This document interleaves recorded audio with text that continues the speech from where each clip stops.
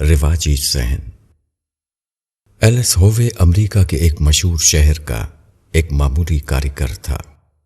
وہ 1819 میں پیدا ہوا اور صرف 48 سال کی عمر میں 1867 میں اس کا انتقال ہو گیا، مگر اس نے دنیا کو ایک ایسی چیز دی جس نے کپڑے کی تیاری میں ایک انقلاب برپا کر دیا۔ یہ سلائی کی مشین تھی جو اس نے 1845 میں ایجاد کی۔ ایلس ہووے نے جو مشین بنائی اس کی سوئی میں دھاگا ڈالنے کے لیے ابتداً سوئی کی جڑ کی طرف چھید ہوتا تھا، جیسا کہ عام طور پر ہاتھ کی سوئیوں میں ہوتا ہے۔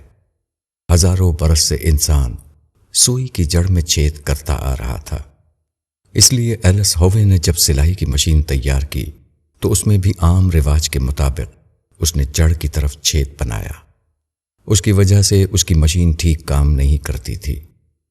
شروع میں وہ اپنی مشین سے صرف جوتا سی سکتا تھا، کپڑے کی سلائی اس مشین پر ممکن نہ تھی۔ ایلس ہووے ایک عرصے تک اسی ادھیڑ پن میں رہا، مگر اس کی سمجھ میں اس کا کوئی حل نہیں آتا تھا۔ آخرکار اس نے ایک خواب دیکھا۔ اس خواب نے اس کا مسئلہ حل کر دیا۔ اس نے خواب میں دیکھا کہ کسی وحشی قبیلے کے آدمیوں نے اس کو پکڑ لیا ہے اور اس کو حکم دیا ہے کہ وہ 24 گھنٹے کے اندر سلائی کی مشین بنا کر تیار کرے، ورنہ اس کو قتل کر دیا جائے گا۔ اس نے کوشش کی، مگر مقررہ مدت میں وہ مشین تیار نہ کر سکا۔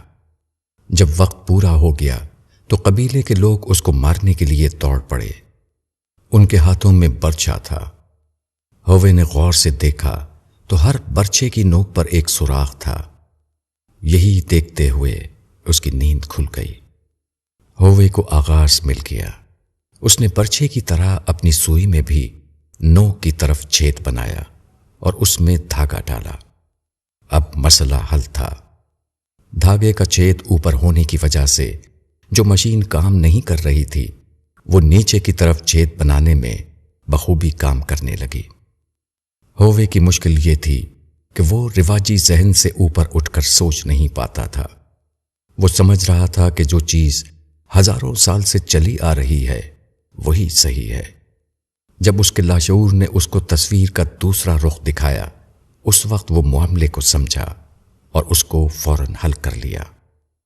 جب آدمی اپنے آپ کو ہمتاً کسی کام میں لگا دے تو وہ اسی طرح اس کے رازوں کو پا لیتا ہے جس طرح مذکورہ شخص نے پا لیا۔